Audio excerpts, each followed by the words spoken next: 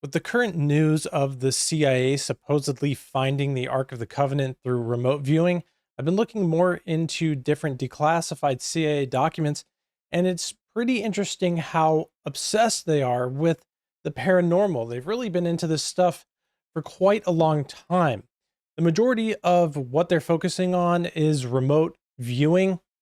And of course, this is something that I do not believe is a good thing, but there is evidence that there's some connections when they're doing this remote viewing stuff where some of just the practices of what they're doing is actually showing results. Now, again, I don't believe this is anything from God at all. And we'll look at what the Bible has to say to show that that's definitely not, this is not something that is from God.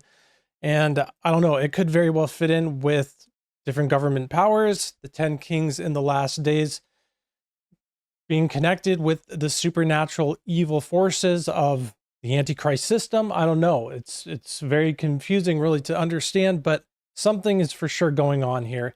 And the government is becoming more and more involved with the supernatural and the spiritual side of things. So this is in one of the declassified documents, or it's just on the CIA website. It's actually, I believe, out of a magazine, but they but they documented it, and it was in relation to CIA remote viewing sessions.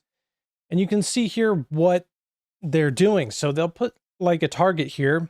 Somebody will draw this, and then they'll put it in an envelope or in a box or in another room or something along these lines, and have the remote viewer try to imagine or see in their mind or whatever they do to try to see what the target is and what the object was drawn. And you can see some of these are extremely close and very similar, like here with the grapes, here with the horse, and then someone looks like they drew a camel. You can see the arches here, the birds here, very similar. Oddly enough, for some reason they drew a devil. Pretty weird, right? So it's just odd that the CIA is so involved in this stuff. It really is. And I did want to read something from one of the articles here, but I mean, this goes back all the way to the 70s when they were doing this stuff, human paranormal capabilities, really page after page. I mean, you can even go to when you check out this resource on the CIA's website on CIA.gov, because they have all of their declassified documents on the website, and you can view them there, and they have their little like AI bot or whatever it is, Ask Molly, talking about, did the CIA really study psychic powers? And then she goes on to say that the CIA has been involved in this stuff. They've been doing it for quite a long time. In the 70s is when they really started to get involved. And you can even click here and they pull up the majority of the stuff, which is falling under the project Stargate. But there's a lot of other projects that were involved in this. And it goes on and on and on with page after page after page of just declassified documents. And you just click it and then click that, and you can get all the pages that they have listed on that subject. So it is interesting. And I did find it weird that they had this documented on their website as well, which was evil taking possession of the human soul. And it's just an article from the Sun. Not sure exactly when, for sure quite a bit ago. This says it was approved for release in 2008, but in the article we can see this is it's in reference to a guy, Dr. M. Scott, who wrote multiple books. His first one was like a self-help book called The Road Less Traveled, was a New York Times bestseller, but then he wrote another book, and I'll read the last few paragraphs of this because it's interesting that the CIA is documenting this on their website. So here it says, but of his new book, Dr. Peck says it has potential to harm. It will cause some readers pain, or some may misuse its information to harm others.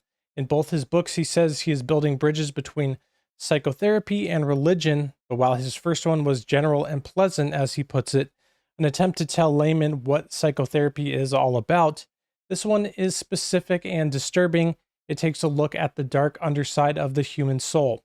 Over the years, he explains, in my practice, I've had a number of experiences with people who have gone beyond being ordinary sinners, which we all are, to where the sinning seems to be irrevocable, to where they are unconvertible as people, or sorry, uncorrectable as people, to where they become more and more fixed in their destructiveness. This book grew out of a terrible sense of frustration and helplessness of how to combat or help or heal the damage these people do. I've come to the conclusion that the disease they're suffering from is that they're evil. In our profession, there's a reluctance to call them that, but I don't see how we're going to be able to heal a disease that we're not willing to study or name. He faults both psychotherapists and clergymen for their unwillingness to accept the existence of evil as an active force in the world. In 1960, he says a confidential poll taken among Roman Catholic priests showed that 80% of them did not believe in evil. Pretty crazy statistics. And again, what is the CIA involved with where this is something that they're saving within their documents on their website? This is what they titled it: Evil Taking Possession of the Human Soul, Freedom of Information on the CIA.gov website. Weird. It just really makes you wonder, what are they planning for? What are they expecting? What are they really doing? Because of course, as we know, they're definitely not releasing the most sensitive documents. They're definitely not releasing any classified stuff they're doing now. Saying that they're not doing that stuff anymore would be kind of crazy. I mean, even on the Ask Molly thing, it was saying, let me read this here. It says, the report's conclusion, which echoed the assessment of the CIA officers involved in the program during the 1970s, was that enough accurate remote viewing experiences existed to defy randomness, but that the phenomenon was too unreliable, inconsistent, and sporadic to be useful for intelligence purposes. We decided not to restore the program. So they admit that there was enough evidence to defy randomness, but that they supposedly decided to not restore the program.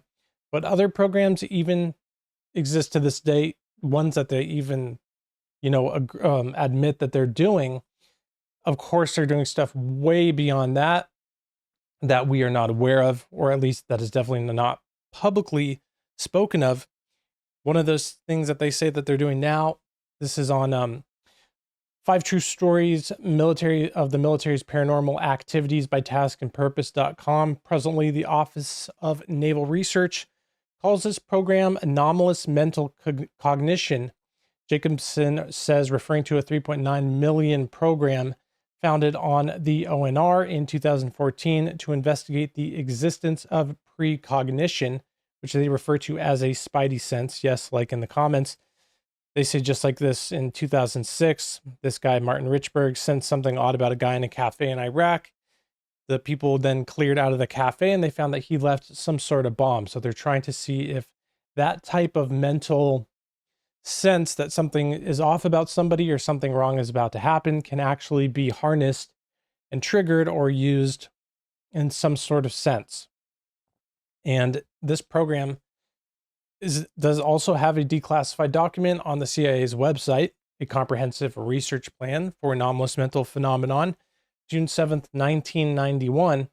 But just like this says, this is in relation to something that they're gaining information from 2014. So this has been going on for quite a long time. Again, you can find all this stuff on the CIA.gov Freedom of Information Act website. It just makes you wonder, what exactly are they going to be involved in? What are they looking for? What are they trying to harness? Of course, since the beginning of time, people in power have been seeking to use supernatural power to gain control, to gain military advantage. And they're not done trying to do that. And that's why the 10 kings in the book of Revelation will rise up and follow the antichrist and the false prophet, and they'll give their power over to him, because they're seeking military advantage through supernatural power. I mean, it's almost like the concept and the storyline of like every science fiction movie that's out there almost falls within that category. And the governments of the world are still trying to do it today. And they are going to eventually find success when the Antichrist and false prophet comes on the scene. And then we'll know for sure. Well, then they'll really actually meet the true supernatural power. God, who Jesus Christ, the earth is his footstool, will just destroy all of them with the word of his mouth. then they'll learn what true power actually is. So the Bible doesn't actually reference exactly what remote viewing is, but I think it could for sure be fall within the description here in Deuteronomy 18:9 through 12. Also, we'll check out this video, which shows some of the footage from ESP inside the government's secret program of psychic spies. It does have some actual footage from that program, so we'll check that out. But just to clear this up, that of course remote viewing is not of God. It's not a spiritual practice that we should be doing. It for sure is a spiritual practice. It makes people think they're their own God. They don't need God. They are tapping into some deeper level of understanding and connection where they're like God, where they have the power. They're going to be to a more evolved state eventually where they can know this stuff. I mean, it just takes God out of the picture completely, really. And I'm sure some of them will say, no, it doesn't, but Satan masquerades as an angel of light, and so do his ministers. Even Sean Ryan on his show, when he had the one remote viewer, the lady on, he asked her if she'd ever remote viewed the crucifixion, and she just stopped talking and didn't know what to say, which goes to show if the spirits don't confess Jesus is the Son of God, you know they're a false spirit. And she just got quiet immediately and didn't even talk.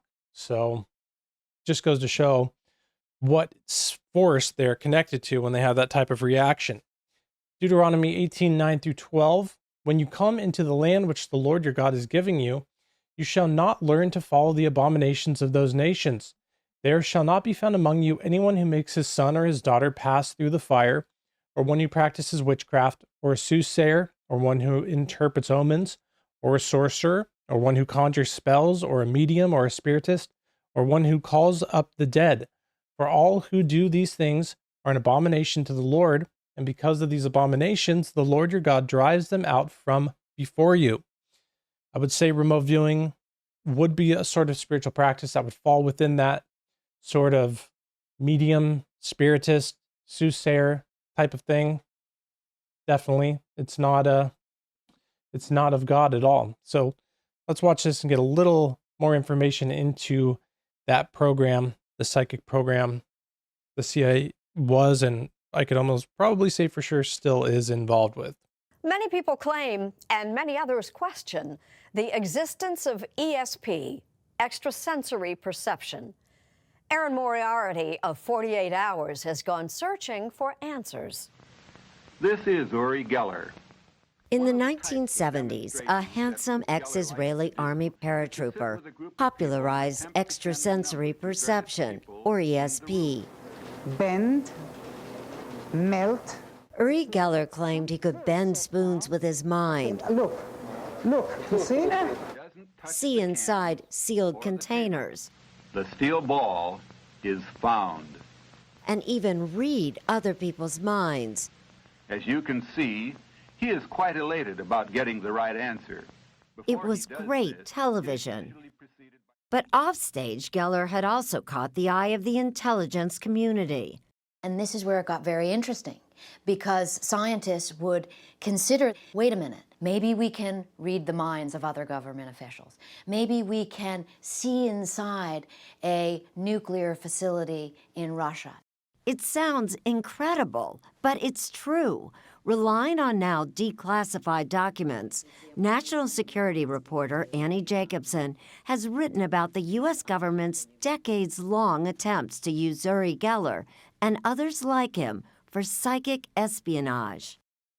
Project Sunstreak, which was built off of Project Stargate, and then Project Grill Flame were the main declassified documents where the CIA admits to using remote viewers to do some of these types of acts to find out secret information. So those are the three programs that you can find most of the information under. But again, when you even just click on this list, like we did earlier, I showed all the Stargate stuff. I mean, there's a lot. There's a lot. It goes on and on and on and on. There's a lot to see there. It's sort of like a highly classified black program inside of a black program. One, because you don't want the Russians or the Chinese to know what we're doing. And two, because a lot of scientists didn't want their colleagues to know what they were doing because of the embarrassment factor. And there had long been reports, says Jacobson, that the Kremlin was also experimenting with ways to weaponize people with ESP. And there is a declassified report that talks about the Pentagon's real fear, citing Uri Geller by name, that if he was able to bend metal with his mind, he might be able to use his mind to interfere with the delicate electronic system on a nuclear-tipped ICBM. Keep looking. But Uri Geller's skills turned out to be unreliable, Uri was telling me you don't feel, what, strong tonight? I don't Is that feel strong. as seen in this now infamous appearance on The Tonight Show in 1973. I can't. Well, I'm not trying to press you, I'm really not. Still, that didn't stop the government experiments. In the 1980s, the Defense Intelligence Agency began Project Stargate. It was top secret.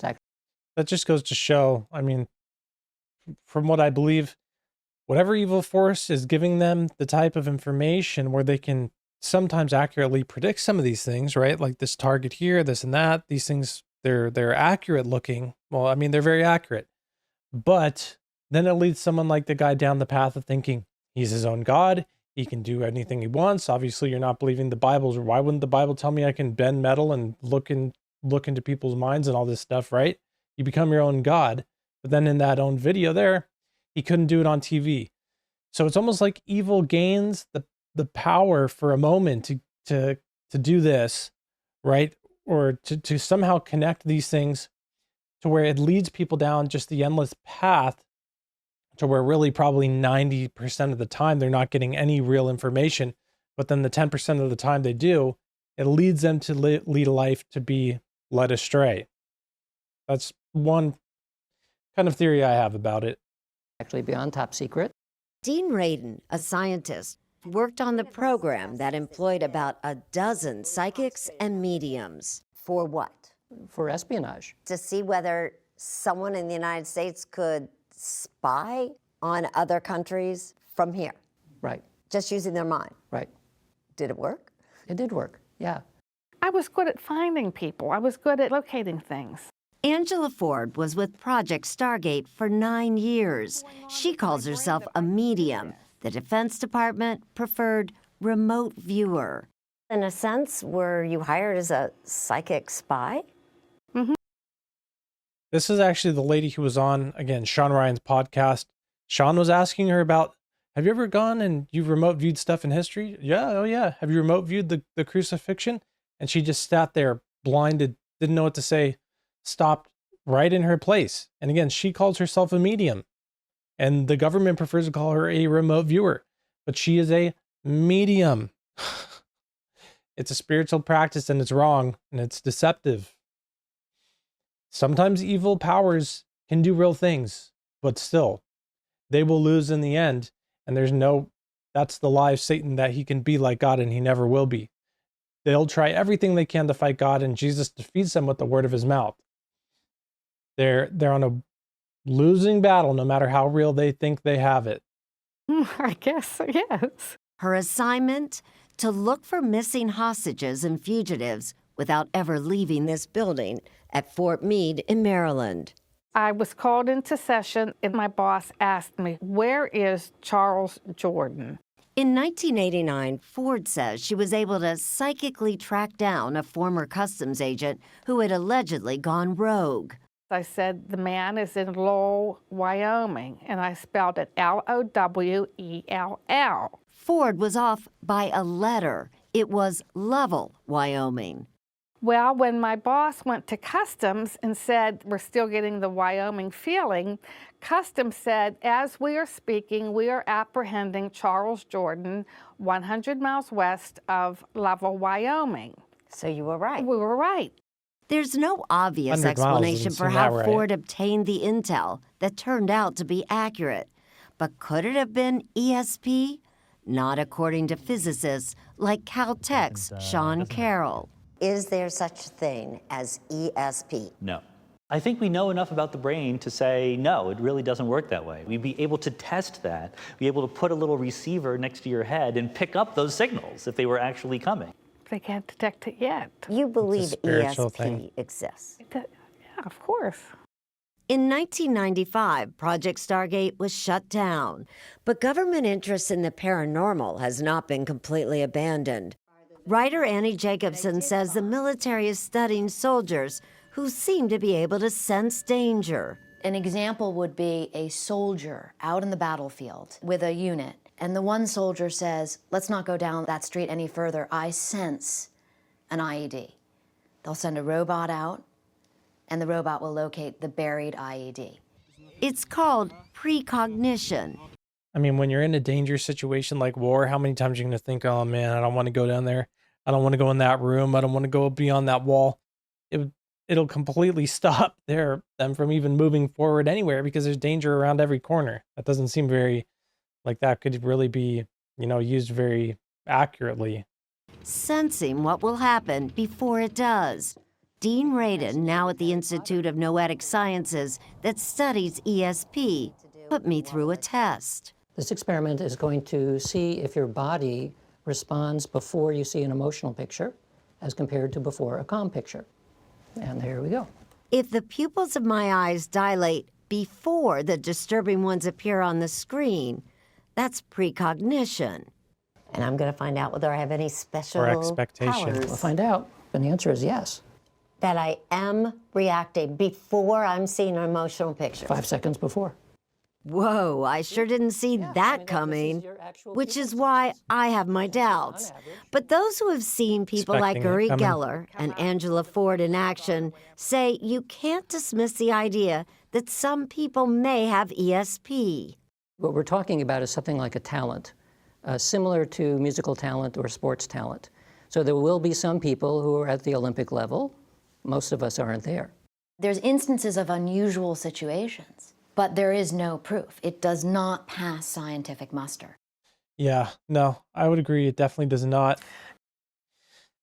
Because it's something spiritual that's going on, that's for sure, why they're not reading it with any sort of electromagnetic devices or anything like this. It's some sort of spiritual deception, phenomenon, revelation from the evil forces. I mean, tied to who knows exactly. I mean, but there's multiple different cases in the Bible of these types of things, of evil forces doing this type of thing, having this sort of power of revelation. We see it in other areas of the occult, but again, the majority of what they do is based on lies and deception.